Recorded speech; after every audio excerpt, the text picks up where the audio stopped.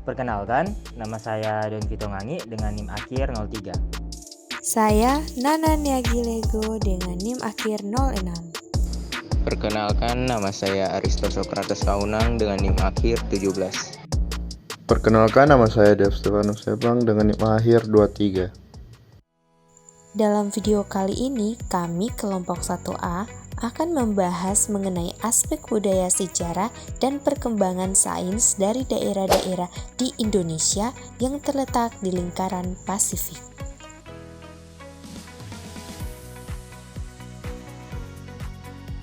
Sebelum kita membahas lebih dalam lagi, kita perlu mengetahui apa itu lingkaran Pasifik.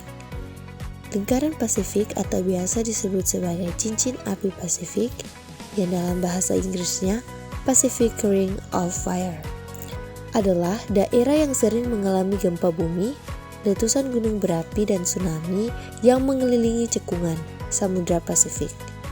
Daerah ini berbentuk seperti tapal kuda dan mencakup wilayah sepanjang 40-550 km. Daerah ini juga sering disebut sebagai sabuk gempa Pasifik.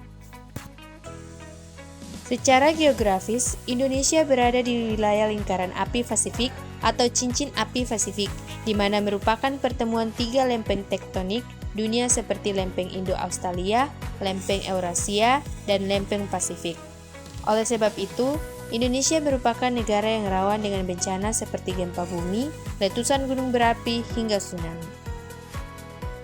Pulau-pulau bagian timur Indonesia yaitu Sulawesi, Maluku, dan Papua dianggap sebagai bagian dari cincin api Pasifik karena bertemunya dua lempeng tektonik utama yaitu lempeng Pasifik dan lempeng Indo-Australia. Sedangkan pulau bagian barat Indonesia seperti Pulau Jawa, Sumatera, Bali, Lombok, dan Sumbawa terletak di zona Zabuk Alpida. Mari kita bahas mengenai Sulawesi.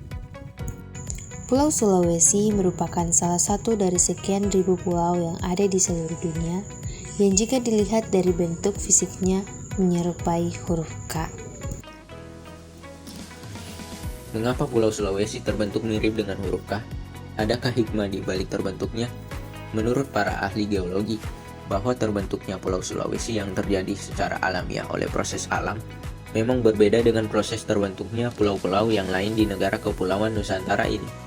Bahkan, hanya beberapa pulau di dunia yang mempunyai kesamaan dalam proses terbentuknya. Pulau Sulawesi terbentuk dari proses endogen, yaitu proses yang terjadi karena adanya pengangkatan dari dalam perut bumi. Artinya, terbentuknya Pulau Sulawesi terjadi dengan sendirinya, tidak seperti pulau-pulau lain yang proses pembentukannya merupakan hasil patahan atau pelepasan daratan dari suatu daratan utama atau benua.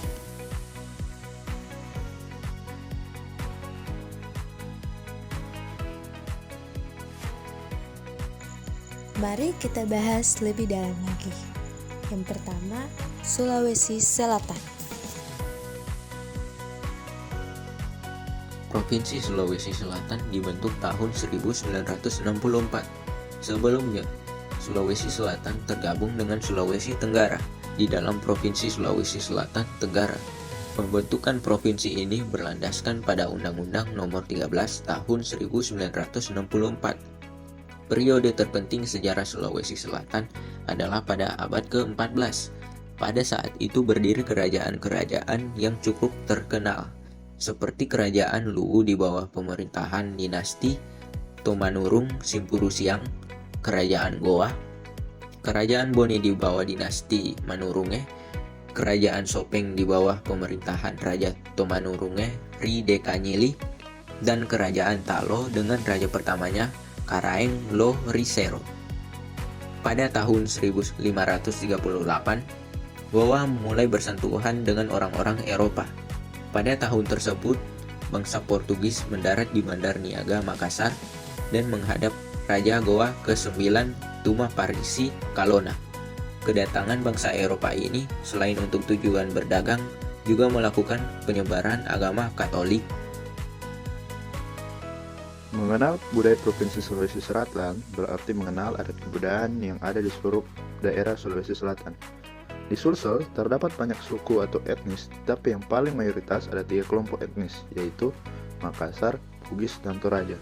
Demikian juga dalam pemakaian bahasa sehari-hari, ketika etnis tersebut lebih dominan.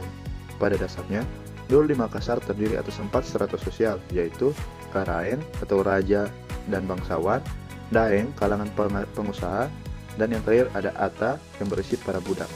Dalam tradisi asli suku Makassar, sebenarnya juga dikenal yang namanya kasta. Kasta tertinggi adalah Karaeng atau Raja, dan kasta paling bawah adalah Ata atau budak. Mereka yang berkasta Karaeng berhak mendapat Pandaengkang, sementara pada Ata tidak. Kebudayaan yang paling terkenal bahkan hingga ke luar negeri adalah budaya dan adat tanah Toraja yang sangat khas dan sangat menarik.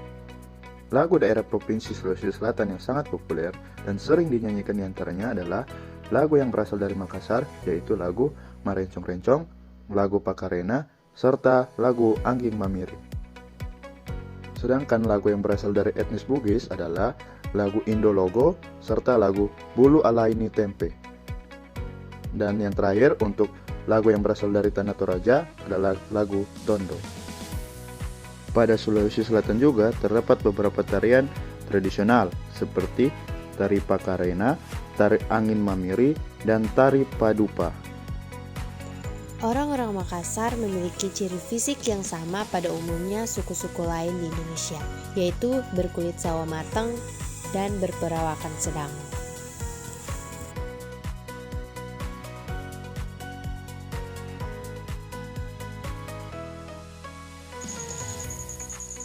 Bahasa Makassar atau Mangkasara adalah bahasa yang dituturkan oleh suku Makassar, penduduk Sulawesi Selatan, Indonesia. Bahasa ini dimasukkan ke dalam suatu rumpun bahasa Makassar yang sendirinya merupakan bagian dari rumpun bahasa Sulawesi Selatan dalam cabang Melayu Polinesia dari rumpun bahasa Austronesia. Bahasa ini mempunyai abjadnya sendiri yang disebut lontara. Huruf lontara berasal dari huruf Brahmi kuno dari India. Seperti banyak turunan dari huruf ini, masing-masing konsonan mengandung huruf hidup A yang tidak ditandai. Huruf-huruf hidup lainnya diberikan tanda baca di atas, di bawah, atau di sebelah kiri atau kanan dari setiap konsonan. Untuk pakaian daerah dari Sulawesi Selatan, bagian Bugis dan Makassar ada baju bodo, jas tutup, dan baju labu. Rumah adat. Rumah-rumah adat tersebut dibangun di atas tiang-tiang seni sehingga rumah adat yang ada di sana mempunyai kolong di bawah rumahnya. Tinggi kolong rumah adat tersebut disesuaikan untuk tiap tingkatnya dengan status sosial pemilik rumah, misalnya apakah seorang raja, bangsawan, orang berpangkat, atau hanya rakyat biasa. Senjata tradisional dari Sulawesi Selatan adalah badi. Pisau yang dirancang melengkung dan diberi gagang kayu atau besi ukiran khas Makassar.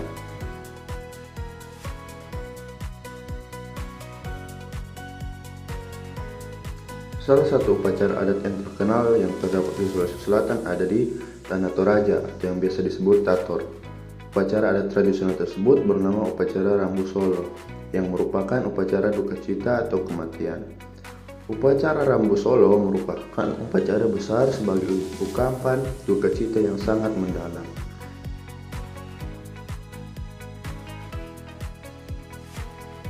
Kita akan masuk dalam perkembangan sains. Perkembangan sains sejak abad ke-18 relatif berlangsung dengan cepat yang ditandai oleh penemuan-penemuan serta teori-teori yang dikemukakan oleh para ahli ilmuwan dalam berbagai bidang ilmu yang dilandasi oleh eksperimen yang mereka yakini kebenarannya. Di samping itu, perkembangan sains tersebut juga ditandai oleh makin banyaknya cabang-cabang ilmu pengetahuan baru yang merupakan produk hasil penemuan yang makin mendalam. Untuk mewadahi berbagai macam sains yang mengalami perkembangan dengan cepat tersebut digunakan istilah sains modern.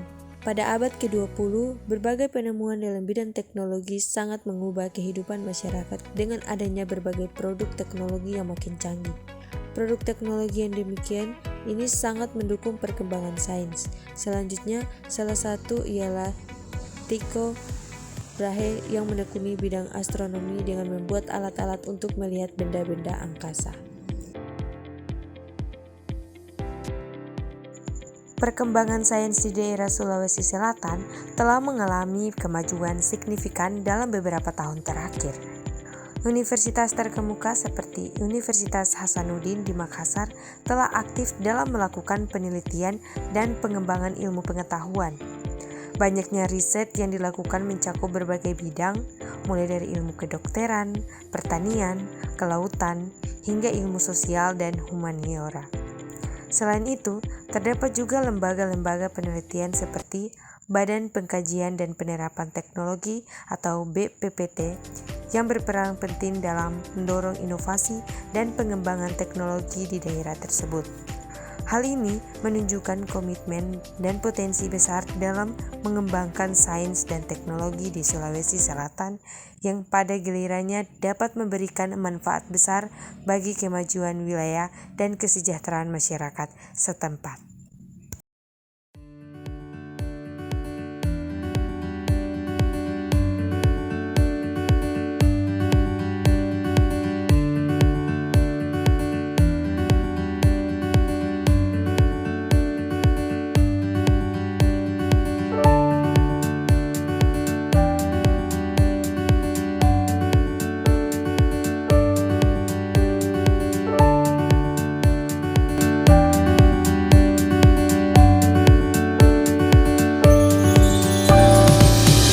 Itulah budaya sejarah dan perkembangan sains yang ada di Sulawesi Selatan.